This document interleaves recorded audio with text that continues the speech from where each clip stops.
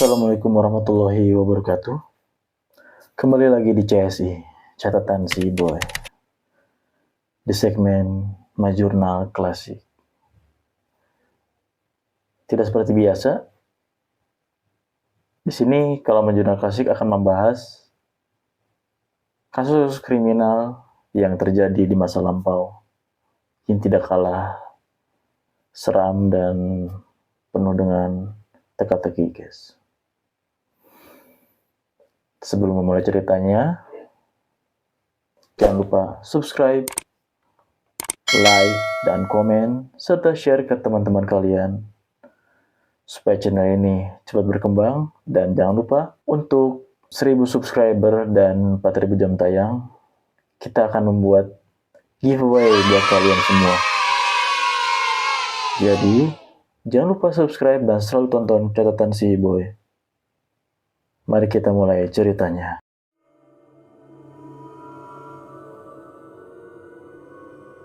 Kota yang sangat indah di kota Spanyol selain Madrid adalah Barcelona.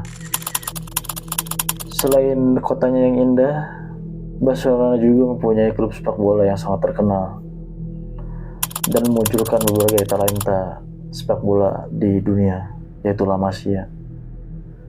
Tetapi di balik semua itu, keindahan dan keberhasilan klub sepak bolanya, Barcelona mempunyai kisah yang sangat kelam. Kisah yang tidak akan mungkin terlupakan sepanjang masa. Yang memulai cerita ini bernama Enric Huerta Martí. Enric Huerta Martí lahir di Sant Feliu de Llobregat pada tahun 1868. Tidak banyak cerita yang bisa kita ceritakan tentang masa kecilnya. Namun, Enric Huerta memulai ceritanya ketika masa muda dia merantau ke kota Barcelona dari sebuah kota kecil, tempat kelahirannya. Dia di Barcelona memimpikan sebuah kehidupan yang lebih layak dan bisa menggapai mimpi-mimpi dia untuk mendapatkan uang yang lebih banyak.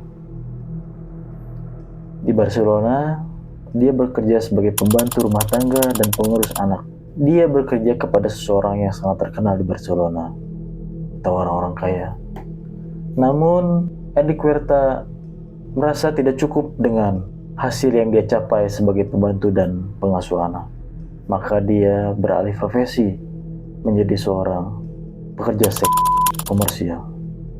Enric Huerta bekerja sebagai pekerja seks komersial di sebuah rumah yang sangat terkenal di Barcelona.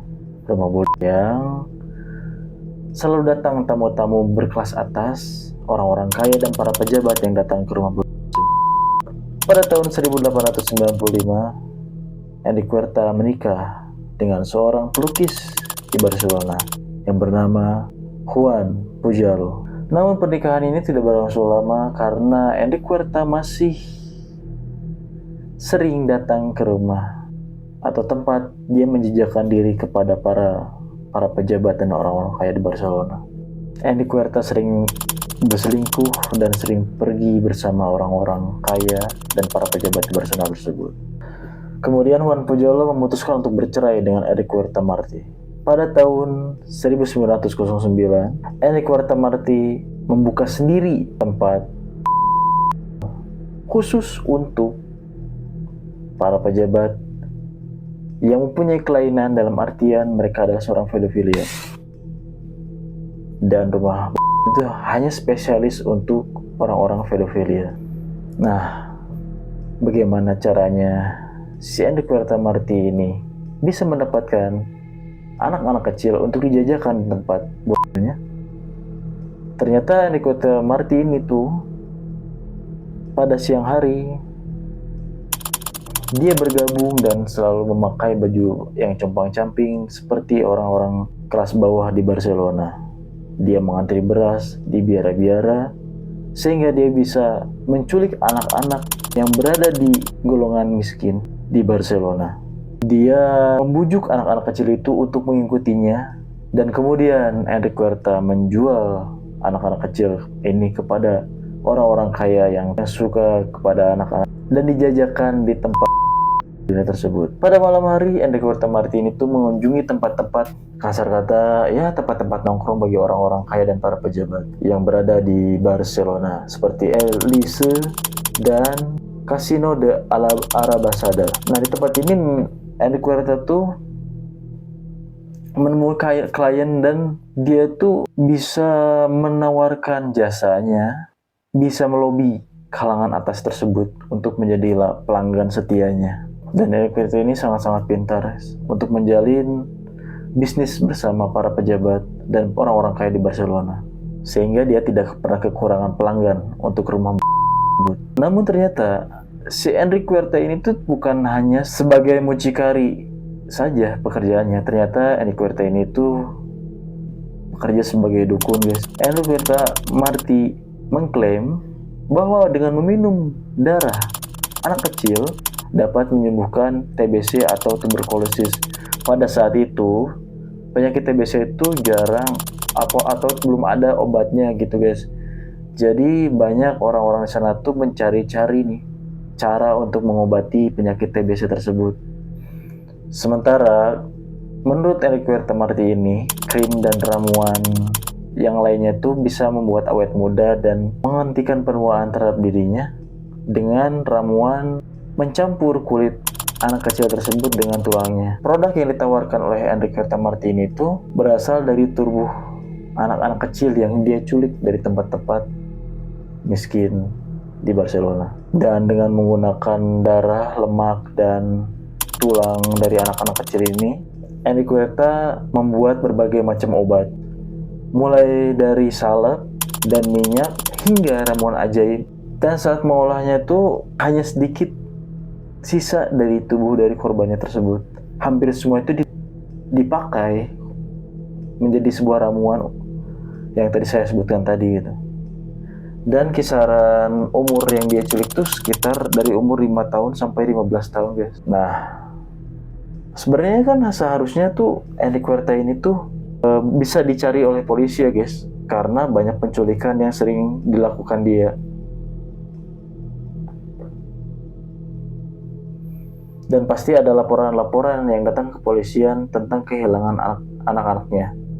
Pada suatu hari di 29 Carrefour, tempat Enrico Marti membuka rumah bordinya, digerebek oleh polisi, guys, pada tahun 1909, tepatnya bulan Juli. Ketika penggerebekan terjadi di flatnya si Enrico ini, polisi menangkap seorang pemuda yang berasal dari keluarga kaya.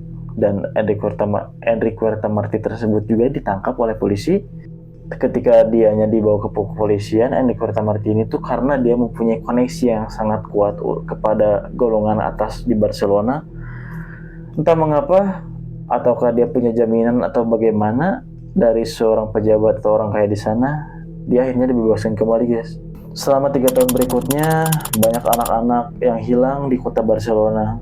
Namun semuanya itu berasal dari keluarga miskin. Dan penyelidikan polisi ini itu sangat-sangat minim karena mungkin si keluarga miskin tersebut juga menganggap kalau misalkan tidak ada keluarganya satu juga, mereka bisa menghemat, bisa mengurangi jatah makan mereka juga gitu, guys. Jadi mereka kadang-kadang tidak peduli orang-orang golongan miskin tersebut. Jadi jarang juga ada pelaporan yang datang ke kepolisian bahwa ada anak kecil yang diculik oleh Enrico Marti. Tidak diketahui berapa jumlah pastinya nih yang diculik sama Enrico Marti. Ada yang bilang belasan orang, tapi ada yang bilang juga korban Enrico Marti ini tuh sampai puluhan orang, guys. Nah, pada tanggal 10 Februari 2019, Teresia Huerta Hongos menghilang dari keluarganya atau diculik dari keluarganya. Dan keluarganya itu melaporkan penculikan ini kepada kepolisian, sehingga polisi itu bergerak cepat untuk mencari siapakah pelaku penculikan ini. Ketika penculikan Teresita ini tuh menyebar ke berbagai penjuru kota Barcelona, ada salah satu tetangganya dari si Marti ini tuh, Enrico Marti ini tuh kepo nih, guys. Dia tuh melihat seorang anak kecil yang sedang melihat atau sedang menatap keluar jendela dari kamarnya dia atau dari flatnya dia.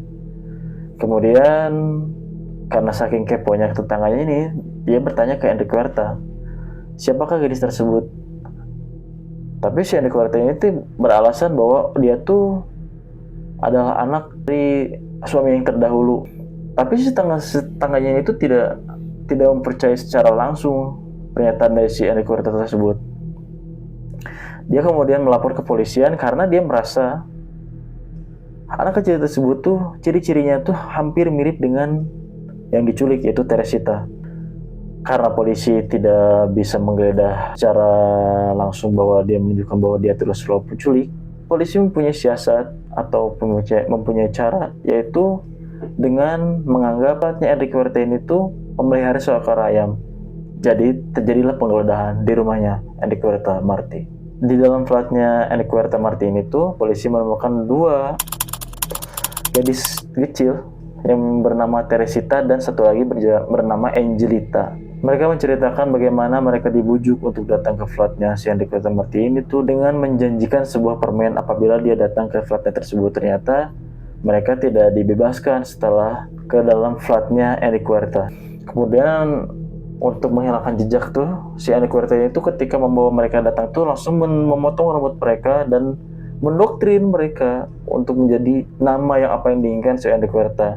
Dan Enrique Huerta ini tuh menginginkan anak kecil tersebut untuk memanggilnya itu dengan panggilan ibu. Ketika Enrique Huerta pergi, Teresita ini tuh pernah mengelilingi flatnya di rumah si Enrique Huerta dan menemukan satu karung pakaian yang berlumuran darah. Isinya itu adalah pakaian dari anak-anak, mungkin adalah korban dari Enrique Huerta Marti. Dan Teresita juga menemukan pisau pemotong tulang yang juga berlumuran darah. Pernyataan Angelita lebih menyeramkan daripada Teresita. Angelita mengatakan kepada kepolisian bahwa sebelum tersisa mereka berdua, ternyata ada satu anak laki-laki yang dibawa oleh Enrique Huerta. Ya, sekitar berumur 5 tahun. Dia melihat Enrique Huerta Marti ini tuh membunuh dan membedah anak itu di meja dapurnya. Ini identitas asli dari Angelita ini juga masih simpang siur, guys, dan masih menjadi misteri. Nah, gadis ini juga tidak mengerti asal-usulnya, mungkin masih kecil, jadi dia tuh didoktrin untuk menjadi Angelita, udahlah gitu kan. Dia juga tidak tahu nama aslinya itu seperti siapa sih karena dia masih kecil. Ketika Enrique Huerta Marti ini diperiksa oleh kepolisian, kekeh gitu kalau Enrique Huerta Marti itu menganggap kalau Angelita itu adalah anaknya. Tapi polisi tidak begitu percaya pada Enrique Huerta. Kemudian polisi itu menggeledah semua ruangan dari flatnya di si Enrique Huerta ini dan menemukan satu karung pakaian berlumuran darah tersebut, 30 tulang yang berserakan, dan yang paling seram adalah Enrique Huerta menyimpan 50 kontainer yang berisi mayat-mayat anak kecil yang sudah diawetkan. Polisi itu kemudian membawa semua bukti-bukti yang berada di flat Enrique Huerta dan mengumpulkan mayat-mayat yang berada di flat tersebut. Kemudian diperiksa oleh polisi, ada 12 jasad anak kecil yang berada di flat Enrique Huerta. Yang lebih menarik itu adalah polisi menemukan buku-buku resep dan buku-buku ramuan yang ditulis oleh Enrique Huerta, serta satu buku yang berisi nama-nama para pejabat dan para orang-orang kaya yang ada di Barcelona. Nah, daftar ini tuh menjadi kontroversi ya di kalangan masyarakat sekitar karena di situ terdapat tokoh-tokoh terkenal di Barcelona, terus para pejabat-pejabat dan tokoh-tokoh orang-orang kaya di Barcelona. Karena tadi linknya si Enrique Huerta ini tuh sangat kuat di kalangan atas, dan para masyarakat sendiri berspekulasi bahwa apa yang dituliskan oleh Enrique Huerta di buku tersebut itu adalah nama-nama dari orang-orang atau pelanggan-pelanggan dari si Enrique Huerta tersebut. Ya kita tahu ya, itu tuh pelanggan obatnya atau pelanggan ya tadi rumah bordirnya, kita tidak tahu. Tapi polisi seperti menghapus jejaknya saja nih yang berada di buku tersebut karena tidak disebutkan si nama-nama tersebut tuh sebagai siapa gitu bagi Enrique Huerta Marti. Enrique Huerta Marti itu dipenjara di Reina Amalia di kota Barcelona. Di dalam sel penjara, Enrique Huerta Marti mencoba untuk bunuh diri dengan mengiris pergelangan tangannya dengan pisau dari kayu. Upaya ini gagal dan si Enrique Huerta Marti selamat. Tetapi terjadi kegemparan nih dalam masyarakat karena Hendrik Wirtamarti meninggal dunia di sel penjara. Hendrik Wirtamarti dibunuh oleh para narapidana di dalam sel penjara. Banyak yang percaya kalau misalkan Hendrik Wirtamarti ini tuh dibunuh oleh orang-orang suruhan, pejabat-pejabat atau orang-orang kaya yang berada di buku tersebut agar mereka tidak terungkap, sehingga mereka membunuh Hendrik Wirtamarti agar dia tutup mulut. Dan yang lebih janggal lagi, kepolisian menulis kematiannya Hendrik Wirtamarti ini disebabkan oleh kanker. Nah kan, ini suatu konspirasi tersendiri nih di kota Barcelona waktu itu. Nah, begitulah kisah Hendrik Wirtamarti untuk di Majunan Klasik kali ini. Dan para pejabat yang berada di buku tersebut juga tidak pernah disidang dan tidak pernah diadili karena Hendrik Wirtamarti-nya juga sudah meninggal dunia, guys.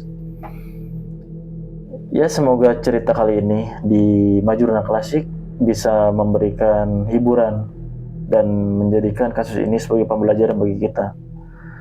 Sebelum saya menutup Majunan Klasik kali ini, jangan lupa subscribe, like, dan komen, serta share kepada teman-teman kalian agar channel ini bisa mencapai 1.000 subscriber dan 4.000 jam tayang. Ketika sudah mencapai angka tersebut, ada giveaway buat kalian, dan giveaway sangat menarik lah buat kalian.